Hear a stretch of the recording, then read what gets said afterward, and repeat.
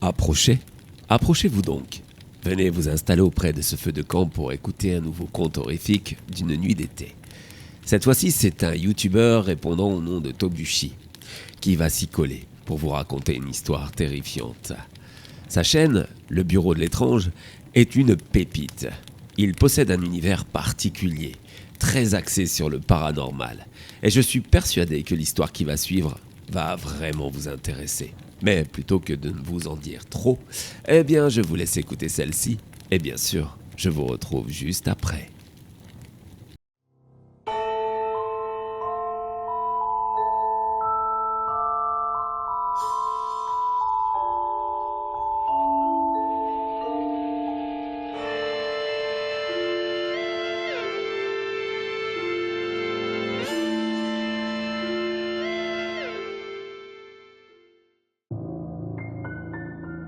Bonsoir à tous.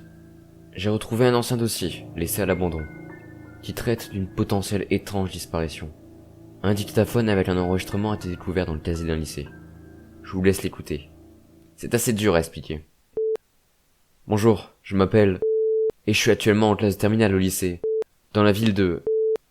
Ce que je vais vous dire va vous sembler bizarre, mais il y a environ 3 jours, je me suis réveillé comme chaque matin. J'ai pris mon petit-déj. Mais déjà là, c'était un peu bizarre. Mes parents n'étaient pas présents. Pourtant, ma mère emmène toujours mon petit frère à l'école en même temps que mon départ. D'ailleurs, celui-ci non plus n'était pas là. Je suis sorti de ma maison pour partir lorsque je découvris que dehors régnait un silence pesant et lourd. Aucune voiture ne circulait, aucun oiseau ne sifflotait, aucun passant ne marchait. Il n'y avait rien. J'ai commencé à angoisser un peu et voulu me rassurer en me disant que c'était sûrement un hasard.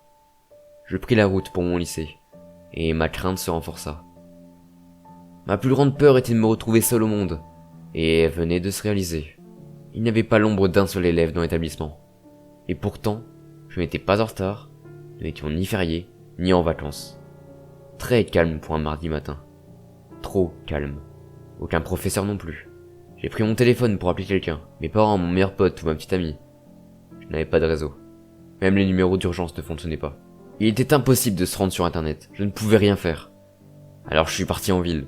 Après tout, qui aurait pu me reprocher de sécher les cours, quand tout le monde a disparu? Une fois arrivé dans le centre, je vis que c'était malheureusement pareil. Cependant, malgré le manque de personnes, les magasins étaient ouverts et fonctionnels. J'avoue avoir récupéré quelques trucs sans payer. La nourriture, des bouteilles d'eau et 2 ou 3 mangas. Après avoir mangé, j'ai passé la ville au peigne fin, pour trouver quelqu'un, une personne ou un animal. Rien. Il n'y avait tout simplement rien de tout cela. Au fond de moi, j'espérais que tout ceci n'était qu'un mauvais rêve. Et qu'après une bonne nuit de sommeil, tout redeviendrait comme avant, que je retrouverais mon quotidien simple et sans grand intérêt.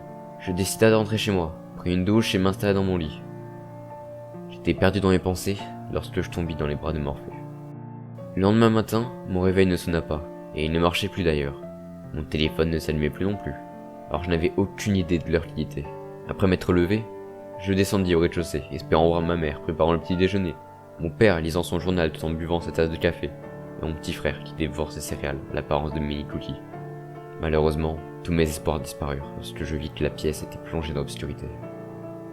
C'était le 2e jour, et j'étais seul au monde. Dehors, le temps était plus sombre, moins de soleil, une ambiance assez glauque. Comme la veille, je suis allé en ville, et j'ai glandé un peu, prenant des trucs dans des magasins. Il y a eu ce moment où j'ai eu l'impression de ne plus être seul. Il m'a semblé entendre un bruit, mais après m'être retourné et avoir cherché pendant plus d'1 heure, je n'ai malheureusement rien trouvé. J'ai tenté de réécouter la radio, mais elle ne s'allumait plus. Pareil pour les télévisions. Je suis rentré dormir chez moi, après avoir lu un manga. Le 3e jour, je me réveillais en sursaut. J'avais fait un drôle de rêve, dans lequel mes parents et toutes les personnes que je connaissais étaient devant un cercle lumineux, et me disaient de venir avec eux. Je me mis à courir, encore et encore, mais j'ai jamais pu les rattraper. Enfin bref, c'est à partir de ce jour-là que ça a commencé à très mal tourner. Non seulement il n'y avait toujours personne, mais en plus de cela, l'électricité ne me passait plus. Et le pire, à la place de l'eau du robinet et de la douche, il y avait un liquide noir à l'odeur immonde. Inutile de vous dire que je n'ai pas pris la peine de vérifier si elle était potable ou non. Heureusement pour moi, l'eau dans les bouteilles n'a pas changé. J'ai commencé à faire une réserve. Le ciel dehors s'était assombri, et le vent était devenu glacial. Pourtant, nous sommes censés être au mois d'août, et la chaleur était limite étouffante avant que tout le monde ne disparaisse. En plus des conditions climatiques, c'est aussi ce 3e jour où je l'ai vu. pendant que je transportais des packs d'eau jusqu'à la petite boutique de manga du coin, où j'avais commencé mon refuge, je vis une ombre passer derrière un véhicule.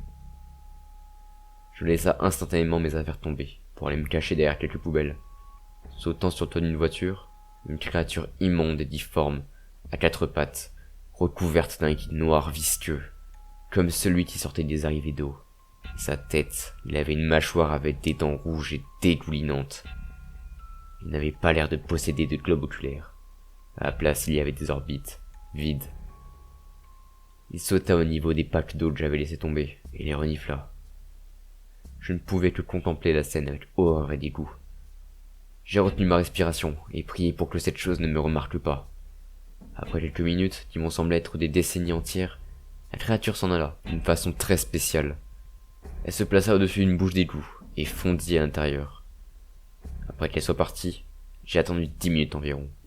Puis j'ai couru me réfugier à l'intérieur de la boutique, que j'ai refermée derrière moi. J'ai barricadé la porte ce que j'ai pu. Je me suis équipé pour sortir à l'extérieur le jour suivant. C'était la première nuit depuis le début de ce cauchemar que j'ai passé hors de chez moi. J'ai continué ma petite routine, mais avec une extrême prudence. J'ai évité les bouches d'égout et toute autre arrivée d'eau. Après tout, je ne savais pas ce que c'était cette créature, ni même s'il y en avait d'autres. Je ne me lavais plus que grâce à l'eau des bouteilles et du gel douche trouvé dans les boutiques du coin. Et puis le 6e jour, une de ces créatures m'a attaqué. Je transportais une brouette avec des vivres, de l'eau et quelques outils, lorsque je sentis un liquide visqueux se répandre sur le sol derrière moi. Je me retourna et vis la créature en train de se former à peine à quelques mètres de moi. J'avais 2 solutions. Combattre avec la lance que je m'étais fabriquée grâce à un balai, du scotch et un couteau, ou fuir en laissant mes trouvailles derrière moi. J'étais préparé à me battre lorsque j'entendis un bruit sur ma droite. Il y avait non pas une, mais 2 créatures. Autant vous dire qu'affronter 2 immondices, choses vivantes, sans rien savoir d'eux ne me tentait absolument pas. Alors j'ai pris la fuite. J'ai couru aussi vite que j'ai pu, sans me retourner, et je pris la direction de mon refuge. Cependant sur le chemin, il y avait de plus en plus de liquide noir visqueux prenant forme. J'ai dû faire des détours, et par chance je les ai semés. J'ai attendu quelques heures, et me suis enfin rendu à la librairie. Malheureusement ces choses l'avaient trouvée. Elle était dévastée. La barricade détruite, les étagères renversées, mes vivres éparpillés sur le sol. Et tout cela était recouvert d'une épaisse couche visqueuse et noire. Je n'avais plus que ma lance et mon sac à dos, avec de quoi tenir un jour ou 2. Actuellement, nous sommes le 15e jour depuis que tout ceci a commencé. Ou peut-être le 10e. Je commence à perdre la notion du temps. D'autant plus que le ciel est toujours sombre. J'ai trouvé refuge dans mon lycée, dans la salle de sciences. Il y avait des vivres à la cafétéria, et j'ai barricadé toutes les entrées, ainsi que toute pièce pouvant permettre à cette créature d'apparaître ici. Je ne peux plus me rendre dehors. Ces choses sont partout. Je suis le dernier humain de cette ville. Et sûrement de toute la région. Et peut-être même du monde entier. Seulement, je ne pourrai jamais le vérifier. Il m'est devenu impossible de sortir sans me faire attraper par ces trucs. Et si jamais des gens réapparaissent, je ne suis pas sûr qu'on puisse les battre. J'en ai affronté une il y a quelques jours, et les lames ne leur font rien. Ma survie est un miracle, du moins jusqu'ici. C'est suite à la trouvaille de ce dictaphone dans le bureau d'un professeur que j'ai décidé d'enregistrer ceci. Par chance, je ne sais pas pourquoi, mais il est encore fonctionnel, du moment qu'il y a de la batterie bien sûr. Une fois que celle-ci sera vide, je rangerai ce dictaphone quelque part dans le lycée. Peut-être qu'un jour quelqu'un me trouvera et récupérera des informations sur la catastrophe qui est en train de nous arriver. L'enregistrement se termine ici. Il n'y a rien de plus. Nous n'arrivons pas à identifier cette personne. Cela pourrait être un plaisantin, mais j'en ai pas l'impression. Vous savez, le plus troublant dans tout ça, c'est que le lycée dans lequel ce dictaphone a été retrouvé est maintenant abandonné depuis plus de 5 ans. Alors je pense qu'il est légitime de se poser la question. Est-ce que la personne derrière l'enregistrement n'aurait pas atterri dans une sorte de ville perdue?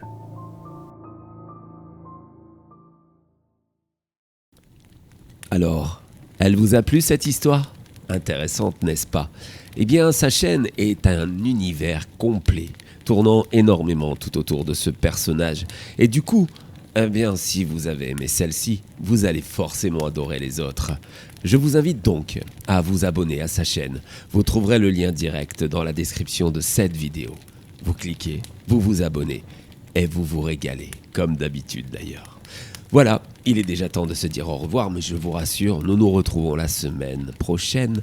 même heure, même endroit, pour un nouveau conte horrifique d'une nuit d'été.